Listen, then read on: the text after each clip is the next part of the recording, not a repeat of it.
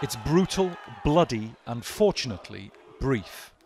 Bare-knuckle boxing has exploded in popularity in Russia in the past 2 years. The organisers put that down to pent-up aggression from a struggling economy and COVID-19.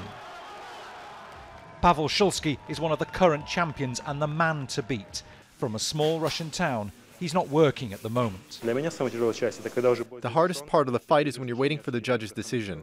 I enjoy the fight. I've put a lot of work into it, training for 1 or 2 months for the sake of 3 rounds of 2 minutes. On this night, Russia recorded an all-time high of COVID-19 related deaths, with an infection rate up 27% in the last week. For the organiser, whipping up the crowd, this seemingly never-ending bad news tempts more and more men and women into the ring. We're not living in the easiest of times, not only in our country but the whole world, and people wanted to release their emotions somewhere and get relief. And in Russia, a big percentage of the population live in tough circumstances, and this helps them get out of them. In Russia, incomes are falling or have been stagnant for years.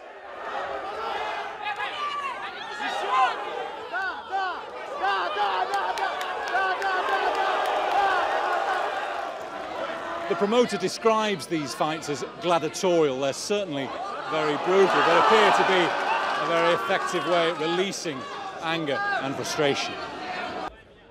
Several fighters were knocked to the floor while we filmed, and at least one left in an ambulance.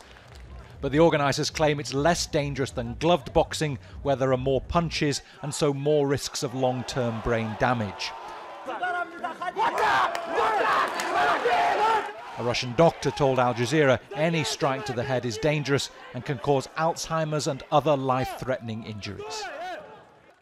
As for what the fighters earn, no one would give us a figure, only saying they're paid handsomely for all the blood they spill.